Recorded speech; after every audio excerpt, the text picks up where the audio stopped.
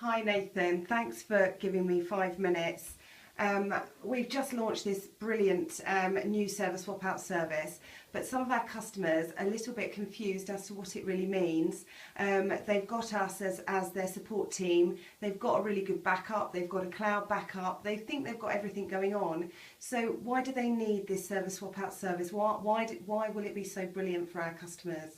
Okay, well, most small businesses massively underestimate the time it takes to replace a server should it suffer a major outage.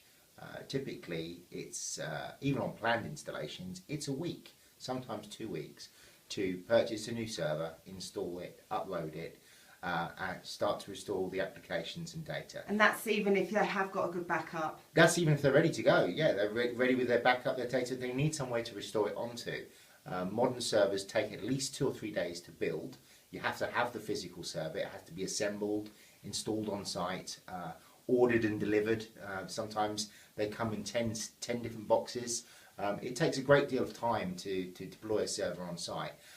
So the server swap out is about us having it all ready to go, all pre-built, servers waiting in a bank, ready to roll out the door. So how exactly is it going to work? Well, we come onto your site periodically, take snapshots of your actual physical server, so we have a copy of that. And with modern technology, Windows 2012 and Hyper-V, we can take that copy of the server and virtualize it onto any piece of physical hardware, so that our servers that are ready to go can come on site as your server and be fired up. Typically, we're reducing downtime from a week or 2 weeks to under half a day. As quickly as we can load a car up with the server, drive over to you with your image, fire it up, plug it in. So, 2 or 3 hours would be a typical downtime on a server swap out. And so that means a typical company could carry on working while somebody's making the plans to replace the server? Yeah, I mean, 2 weeks of downtime to most small businesses is just, cripples them. It's incredibly expensive, incredibly disruptive, and IT managers and directors just have that worry in the back of their mind that that's what could happen in a major disaster. And it's not even a major disaster. We're not talking about fires or floods here or theft or things like that. We're talking about just a hard disk going on an old server or a motherboard going on an old server. And this happens. If your server's over 4 or 5 years old, you've got a 40% chance that a hard disk will fail and you won't be able to have spares because it's old and you can't always get them. So, who would you recommend the service for?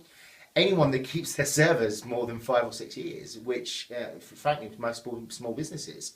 If you're replacing your server every 3 or 4 years, the risk of having major outages is much reduced.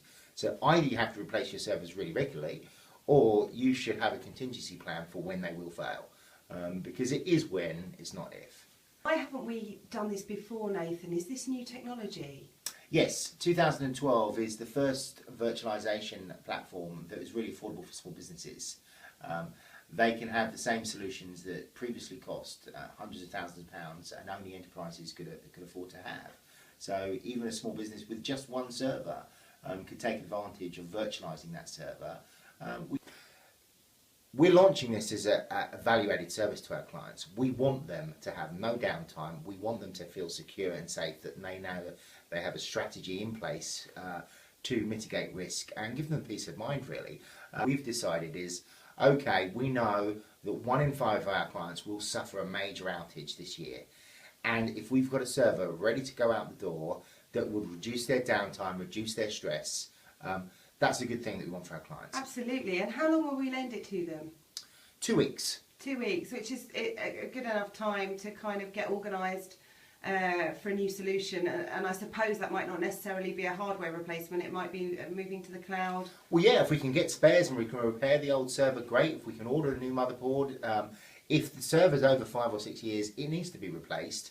But it gives them the time to go out, buy a server. Time to think about what's next. Okay, so we are offering this service at 25% discount to our existing customers at the moment until the end of March.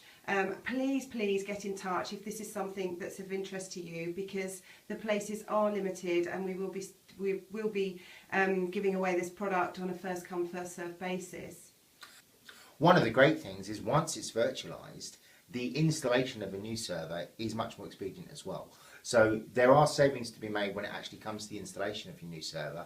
You've effectively paid and done the pre-preparation along the way. So over the long term, the risk is down and the cost will be largely the same. You're just spreading the cost and you're spreading the risk. So if you're a small business with where downtime is going to affect you massively, if you can't really afford to be down for even half a day, and you've got a bit of room in your budget for this, you'd recommend it? This would be the first thing in my budget for next year's IT plan. Whatever your long-term strategy, whether it's moving to the cloud or keeping internal servers, virtualization is the very first step. Once your servers are virtualized, you can choose whether you put them on the cloud, put them in a hosted data center, keep them locally. It just gives you the flexibility and the speed to make decisions and react.